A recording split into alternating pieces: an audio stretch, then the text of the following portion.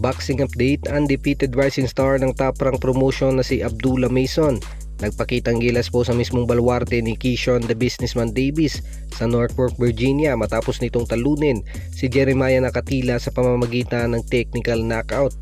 Matatanda ang co-main event lang sana ang bakbakan ni Abdullah Mason at Jeremiah Nakatila at main event naman ang bakbakan ni Keyshawn Davis at Edwin De Los Santos. Subalit nakansila nga po ang bakbakan ni Edwin De Los Santos at Keyshawn Davis sa kadahilanang nag-overweight po itong si Keyshawn Davis. Kaya naman pinalit bilang main event si Abdullah Mason at Jeremiah Nakatila. Napakaganda po ng performance na ipinamalas ni Abdullah Mason, dinumina po ang lahat ng round. Makikita pong disiplinado ang boksingyerong ito, hindi nagmamadali.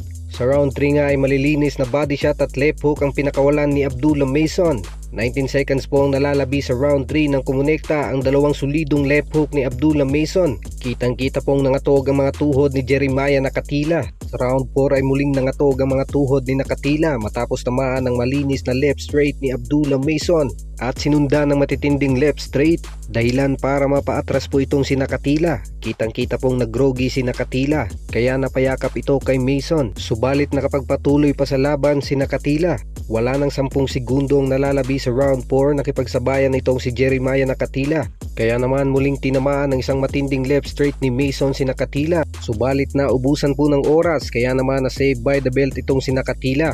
Bago magsimula ang round 5 ay napatawag ng timeout itong referee at pinatignan sa doktor ang kaliwang mata nitong si Nakatila. At nung chinek nga ito ng doktor ay makikita pong ayaw nang ipagpatuloy ni Nakatila ang laban. Kaya naman napagdesisyonan ng referee na itigil na ang laban. And the winner by a 5th round stoppage and still undefeated, Abdullah Mason. At nag-improve na ngayon ang kartada sa 19 wins, no losses, no draw with 17 knockouts. At kasalukuyang number 2 contender nga po ito sa nabakanteng WBO lightweight belt ni Keyshawn the Businessman Davis. Kaya naman paglalabanan ng number 1 at number 2 contender ang nabakanting titulo at posible po nitong makalaban ang number 1 contender at undefeated na si Sam Nooks. May kartadang 17 wins, no losses, no draw with 15 knockouts para sa bakanting titulo.